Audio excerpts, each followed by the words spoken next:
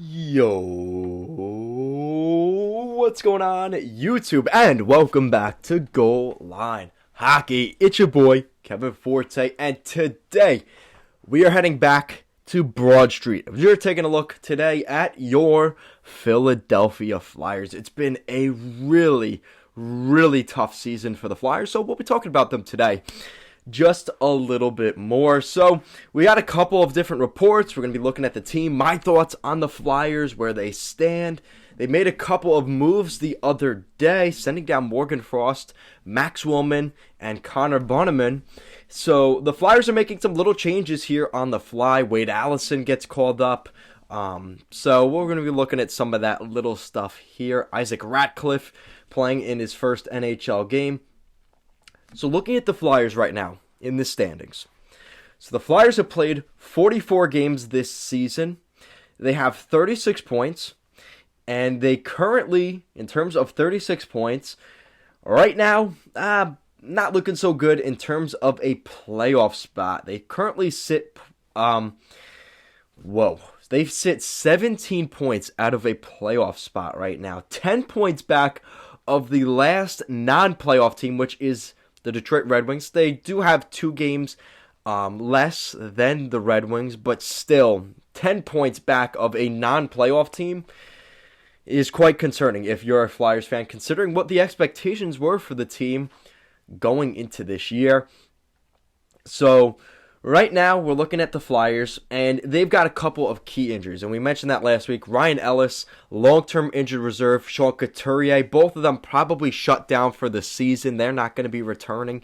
Kevin Hayes, still, pun intended, a little bit hazy on that situation. He may skate for a couple games at the end of the year just to try to get back to some NHL speed. So that could be part of the situation there.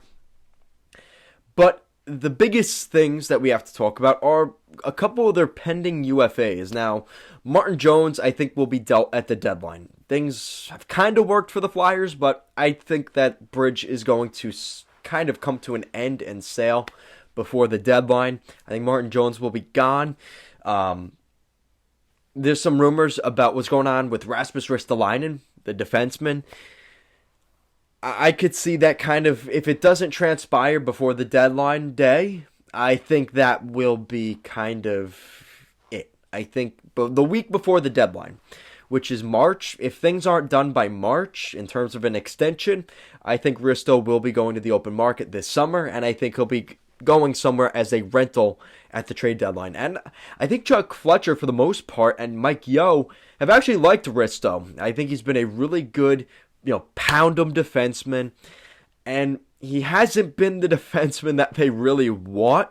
They gave up a lot for him last summer. I think there's a little bit of disappointment there, but he hasn't been a bad defenseman. I think that's going to be part of the situation for Chuck Fletcher. I think they're going to realize it's going to be kind of a bad PR move if they trade him for less than what they got last year for him. It's kind of waving the flag saying we made a bad move on Risto. I think the optics of that would be bad, and I think he'd kind of say we'd rather re-sign him. Now, if that's what's best for the team, I don't necessarily know, but that may be him kind of doubling down on Risto, which could go good, and it could also go badly. You could kind of be of the camp that Risto was put in a bad situation because of Ellis being injured and a couple of other guys. He was further up the depth chart than they maybe expected. But still, I mean, for what you gave up for him, he is a top 4 defenseman, and he's not really doing that well there. So that's the situation there. And obviously, the big white elephant in the room being Claude Giroux. I mean, Claude Giroux, and shout out to my Flyers fans. I did see you guys a couple weeks ago. I was in Philadelphia for that game against the Dallas Stars. In the midst of their 13-game losing streak. That was at 12, that game I went to. Not going to lie, I was secretly cheering for the Stars as an Islander fan, but nobody has to know about that. And shout out to the Goal Line Hockey fan that actually noticed me at the Flyers game. That was the first time I was noticed in public. It was not at the Islanders game that Friday before or the 2 games in Hershey that weekend. It was the Monday game in Philly. Of all places I would have expected to get noticed, shout out to the Flyers fan. He was actually wearing a Hershey Bears toque at that game, and pretty cool to get a high five from my fellow supporters there in Philly. The passion is there from the Flyers fans, and that is something that, honestly, I was kind of rooting for, despite being an Islanders fan, because of the passion. I mean, there was a guy, I was 9 rows up from the bench, the Flyers bench, and the guy behind the Flyers bench screaming the entire game at Giroux, telling them to forecheck. He was actually getting in Giroux's head at the end of the game. I actually kind of felt bad for Giroux. He was screaming at him, saying, "You need to be better, Giroux. What are you doing?" You could tell Giroux very frustrated after the game, as well as the rest of the Flyers.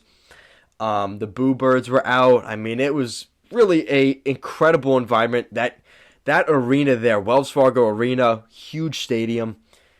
I just figured I had to throw that out there for you guys because I was really impressed in my time there. I will definitely be going back to Philly for a Flyers game. Hopefully when they get a little bit better. Hopefully as soon as next year.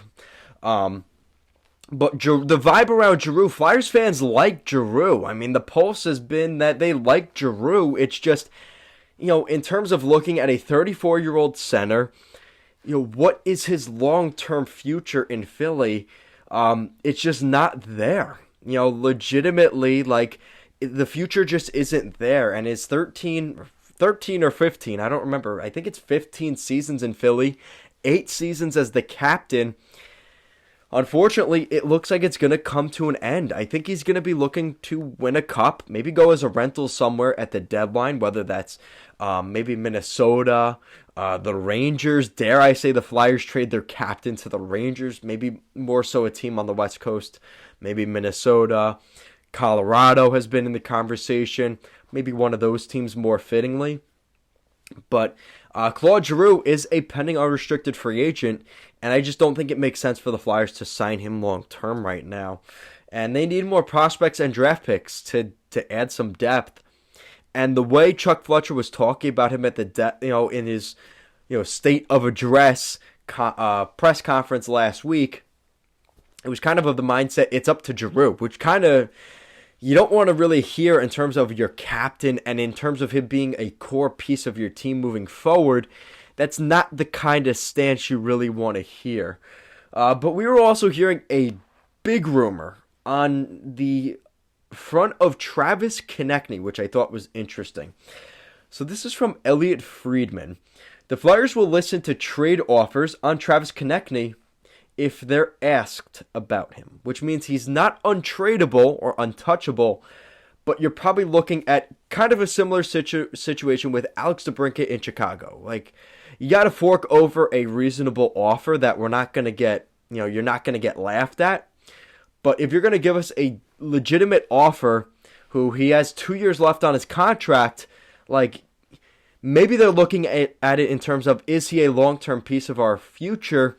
Maybe not. And that's where maybe the conversation of a Morgan Frost or an Isaac Ratcliffe, former first-round picks, they need to be legitimate top 6 centers to replace guys like Travis Konechny or Claude Giroux, who Claude Giroux has been playing more wing, so you'd have to replace Konechny on the second line.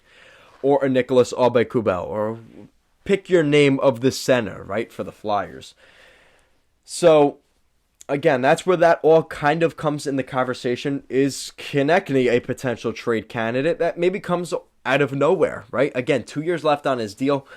Could similarly get a price tag of a, dare I say, a guy like JT Miller right now in Vancouver, maybe to a lesser extent, but that kind of offer. Maybe an in-between a JT Miller price tag in Vancouver and what we saw Blake Coleman in the price tag from Tampa when he was traded from the New Jersey Devils a couple years ago, somewhere in between that price.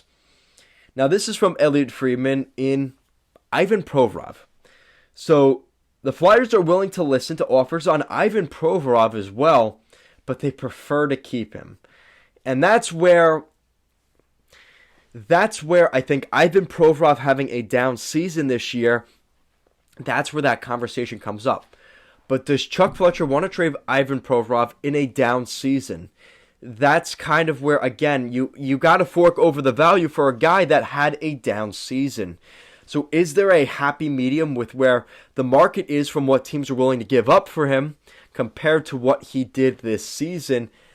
Is there something there? And I wouldn't be surprised if teams maybe threw offers at Provorov and Konechny. I just don't know if these are moves that are going to get done in the spring. I think the Flyers are going to be another looking to make some deep cuts into the roster this summer in terms of doing some real surgery and repairs to the roster. But I really think right now, Elliot Friedman's talking about this just to maybe see what's out there for the Flyers. Chuck Fletcher maybe looking at those moves. But realistically, those are deals that will probably get done this summer. They have other bigger fish to fry, like Martin Jones, like Rasmus Ristolainen, and their captain, Claude Giroux. Now, there's also some other names out there. This is from The Athletic. The Flyers will most likely trade defenseman Justin Braun by the trade deadline. He is on the final year of his contract. Again, another move by Chuck Fletcher where they gave up a pretty penny to the San Jose Sharks to get Justin Braun, add some real legitimate top four defensive help to the Flyers, and it's like, what have you done for me lately? He really hasn't given the Flyers what they need, that oomph on the back end. And now starting to talk more about Risto. This is from Adam Kimmelman. The Flyers and Rasmus Ristolainen have had some contract extension talks. Again, no real surprise. Gatorade break. No real surprise because we've heard this talked about. But what I think is the bigger thing is, why are the Flyers talking about an extension for Risto? It's almost like, what is more valuable? Is it Ristolainen at his probably incredibly expensive price tag that he's going to ask for, because he's going to want probably legitimately a 4 or 5 year deal, legitimately, right? And if he could get more, maybe more than that, at probably $4 to $5 million per year, I think that's fair, right? Maybe a 4-year, $20 million contract. I think that would be pretty fair, if not more, for Risto. Or do you take the draft picks and prospects that will get you to the promised land longer term? But again, if you want a quick retool, Ristolainen is an immediate help right now. So I think that's going to be kind of the internal mental battle for Chuck Fletcher going into the deadline with a guy like Ristolainen. Now this is where we talk about more on the captain front. So this is Elliot Friedman on Claude Giroux on the 32 Thoughts podcast. So this is from Elliot Friedman. I think what Colorado decides to do here is going to play a role. I think they're interested in him, in Claude Giroux. I think he's interested in them. It comes down to, what does Colorado decide it needs to do to go out and get to win a Stanley Cup? Now, here's the other thing that has to be mentioned. Chuck Fletcher, I am going to tell you right now, will not get the value he wants for Claude Giroux that he is hoping for. And this is what I'm talking about. Perfect example. Let's say the Colorado Avalanche, the Minnesota Wild, and the New York Rangers throw an offer for Claude Giroux. The Minnesota Wild offer you, Marco Rossi, and not even Marco Rossi. That's more of a JT Miller trade. I know the Wild fans would say, no Marco Rossi in a rental deal. Got it. First round pick, and probably a second, and maybe even a third round pick. I mean, Claude Giroux will be expensive, especially with almost at a point per game pace on a really bad Flyers team. The Flyers could get that for Giroux. Let's say the Minnesota Wild offer up a first, a second, and a fourth. Okay, first, second, and fourth. Again, I'm throwing stuff at you here. First, second, and fourth from Minnesota. Colorado offers you just a first and a second, and the Rangers offer you just a first and a third. Okay. So you're looking at the price tags there, okay? Now, here's the other battle. Claude Giroux has full autonomy on where he gets traded. So let's say the Rangers just offer up that first and third round pick, and Claude Giroux will only accept a trade to Colorado and the Rangers. Now that Minnesota offer, which is the better offer, which is a first, second, and third, unfortunately, that offer isn't on the table for Chuck Fletcher because Giroux will not sign off on a deal to Minnesota for whatever reason. I'm just throwing this out there. What I'm trying to get to here is, in the ideal world, Chuck Fletcher gets full value for Giroux, yet the autonomy ultimately will come down to where does Giroux think he can win a Stanley Cup here in a rental run. And let's be honest, it's probably going to come down to the control of the Avalanche and Joe Sakic, where that comes in. Because again, that Rangers offer, even though the Rangers offer may be better than the Avalanche offer, Chuck Fletcher is not going to want to trade their 8-year, almost decade-long captain to their divisional rival in the New York Rangers. That's just not realistic, other than the Penguins, right? They're just realistically, they're not going to want to trade him to the Rangers. And imagine they sign him to a long-term deal. That would kill Chuck Fletcher, seeing him 16 times per season, right? So, or I think 8 times per year. You get what I'm saying. They're going to be seeing him a lot in the Eastern Conference in the Metropolitan Division. You trade him to Colorado, yeah, you may get less for him. Yeah, there's maybe that, that little sense of, okay, well, at least Giroux goes where he wants. But there's other things that, unfortunately, Chuck Fletcher will not have control over in terms of where ultimately Giroux wants to go and what the price will be from Colorado. Colorado could potentially be the only real suitor for Giroux. And if that's the case, then Chuck Fletcher has no leg to stand on because most of the control goes to Giroux and the Avalanche in terms of what they're willing to give up. So, we are almost 20 minutes. I think that's enough on the Flyers front. At the end of the day, the Flyers are going to have a very busy summer. I think there's a lot that's going to change in Philly. Potentially a Konechny trade. Potentially what was the other guy they were talking about? I already forgot. Ivan Provorov, who has been he's been a top pairing defenseman in Philly. A big name there, so 2 big guys on the block in their top 6 center group, as well as their top 2 pairing defensive group. And then I think James Van Riemsdyk could be bought out. I mean, that's going to be more of a summer discussion, but the Flyers are going to be very interesting here over the next couple months, and I will keep you up to date with that. But you guys got to make sure you have notifications turned on and you are subscribed here to Goal Line Hockey, because I am not done talking about the Flyers. There's a lot to get to here over the next couple months, and we will be talking about that. So guys, thank you so much for watching, and I will see you again next time.